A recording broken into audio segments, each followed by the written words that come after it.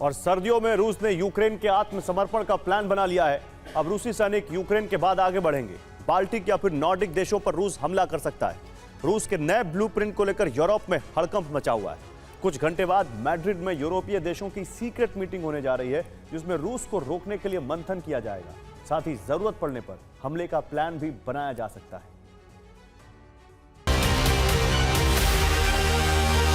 तबाही का सिलसिला अभी रुका नहीं है।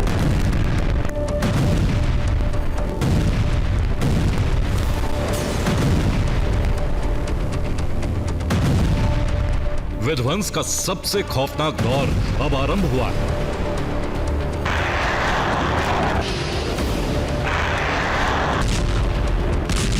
युद्ध का दायरा यूक्रेन से बढ़कर बाल्टिक देशों तक पहुंचेगा।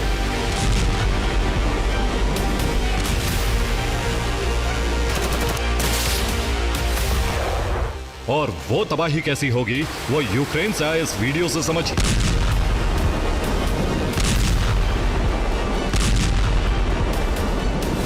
पहला धमाका, दूसरा धमाका, तीसरा धमाका, चौथा धमाका।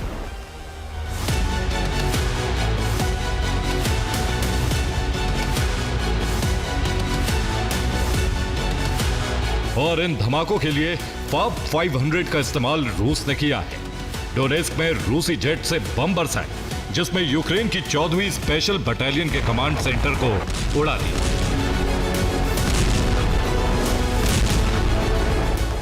इसके अलावा सैन्य ठिकाने पर दूसरे सेंटर भी फाब 500 ने तहस नहस कर दिए। सर्दियां अभी शुरू हुई हैं, जबकि रूस के तेवर और ज्यादा आक्रामक हो गए।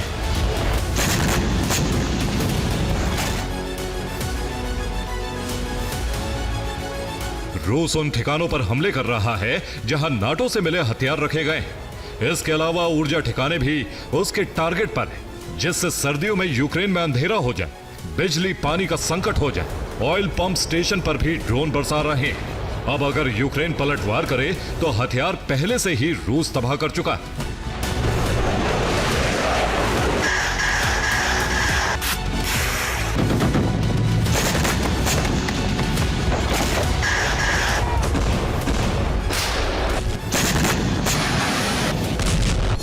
इस नए ब्लूप्रिंट पर रूस काम कर रहा है, जिससे यूरोप में युद्ध का विस्तार होने की आशंका बढ़ गई।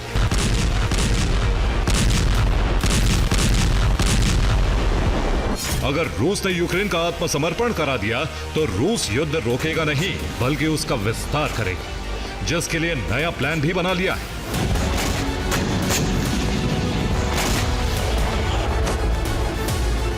रूस के प्लान को रोकने के लिए मैड्रिड में नाटो देशों की सीक्रेट मीटिंग होने जा रही है, जिसमें तय किया जाएगा कि रूस को कैसे यूक्रेन में ही रोका जाए। ऐसे में सवाल भी उठ रहा है, नाटो यूक्रेन को ज्यादा से ज्यादा हथियार पहुंचाए या खुद फ्रंट लाइन पर आकर रूस से मुकाबला करे। और यूक्रेन को नेटो से पेट्रियट सिस्टम मिले हैं, जिससे वो रूस के हमले रोक पाए। यूक्रेन ने रूस यूक्रेन बॉर्डर पेट्रियट सिस्टम की तैनाती की है। इस बॉर्डर पर यूक्रेन को जर्मनी से 2 पेट्रियट सिस्टम मिले हैं, जबकि नीदरलैंड से मिले 5 पेट्रियट। इससे पहले अमेरिका ने पेट्रियट डिफेंस सिस्टम भेजे थे। सभी की फ्रंट लाइन पर तैनाती की गई है, जिससे रूस की एयर स्ट्राइक रोकने की तैयारी है। इन सिस्टम के जरिए यूक्रेन रूसी जेट ड्रोन मार गिराएगा। रूसी पैराशूट ब्रिगेड के हमले भी नाकाम कर दिए जाएंगे।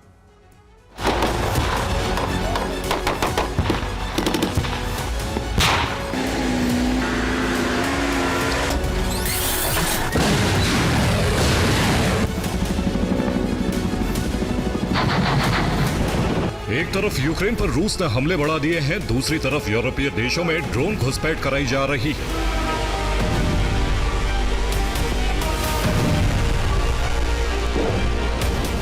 रूस नाटो को यूरोपीय देशों में उलझाना चाहता है, जिससे वो यूक्रेन को बारूद सप्लाई रोक दे। अभी यूक्रेन को जहां से हथियार मिल रहे हैं वो देश हैं America, Britain, France, Germany, Poland, Spain, Italy, Finland और डेनमार्क।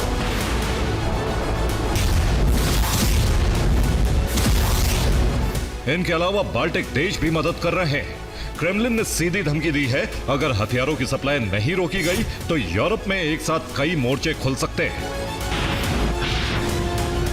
जबकि रूस की धमकी के बावजूद जर्मनी और नीदरलैंड्स ने पेट्रियट सिस्टम भेजे।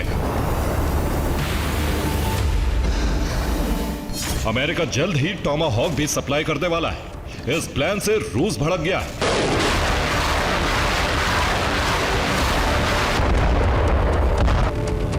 इसी वजह से यूरोपीय देशों में ड्रोन घुसपैठ कराई जा रही है। बाल्टिक और नॉर्डिक देशों के अलावा पूर्वी यूरोप के कई देशों में रूसी ड्रोन घुस रहे हैं। इस बीच बेल्जियम में भी एक संदिग्ध ड्रोन घुसा। बेल्जियम पुलिस जांच में जुटी है। हालांकि ड्रोन देखते ही मार गिराने का आदेश जारी कर दिया है।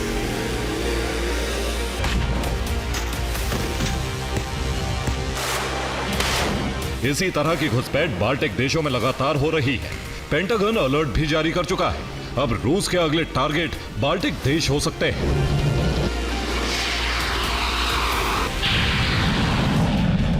जिसमें एस्टोनिया को लेकर बड़ा खतरा है। समंदर और जमीन से हमले की तैयारी है, जिसे रोकने के लिए एस्टोनिया ने बॉर्डर पर मजबूत किलेबंदी कर ली है।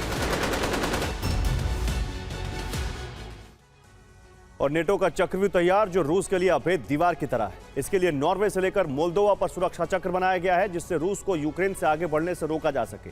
नॉर्डिक, बाल्टिक और काला सागर के पास पड़ने वाले देशों में नेटो मिलिट्री बेस बना रहा है।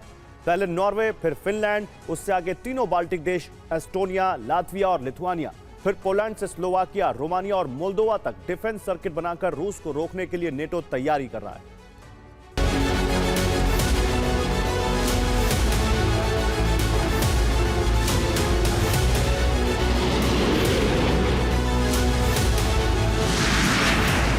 बाल्टिक देशों में खौफ है, जमीन पर सुरक्षा बढ़ा दी, लेकिन आसमान से बमबारी का खतरा है। इसलिए नाटो बाल्टिक देशों में एयरबेस बना रहा है, जिससे रूस पर तुरंत पलटवार किया जा सके। रूस ने भी मुकाबले के लिए बड़ी तैयारी की। बेलारूस में ओरेशनिक तैनात करके अपने इरादे जाहिर कर दिए। कैलिनिनग्राद में रूसी न्यूक्लियर जेट वॉर रेडी कर दिए। काला सागर में रूस का नेवल बेड़ा ओडेसा के पास लगा दिया है, जबकि बाल्टिक सागर में न्यूक्लियर सबमरीन की तैनाती की। इसी तरह आर्कटिक में भी 2 वॉरशिप उतारे।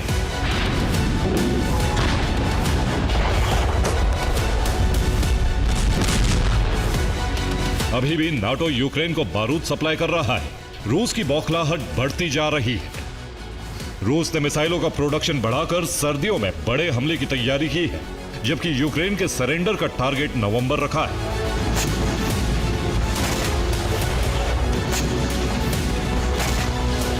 अगर नवंबर में यूक्रेन ने आत्मसमर्पण कर दिया तो दिसंबर में भी रूस बाल्टिक देशों पर प्रहार कर सकता है। इसका सीधा अर्थ है कि अगले कुछ दिनों में युद्ध का नया फ्रंट खुल सकता है, जिसमें नाटो से सीधा टकराव होगा, जो शीत युद्ध से ज्यादा खौफनाक हो सकता है। क्योंकि रूस ने चीन, ईरान और नॉर्थ कोरिया के साथ गठबंधन बनाकर नाटो को सीधी चुनौती दी कि इस बार हालात कोल्ड वॉर जैसे नहीं होंगे। रूस युद्ध के लिए काफी वक्त से तैयारी कर रहा है। Bureau report, TV9 Bharatvarsh.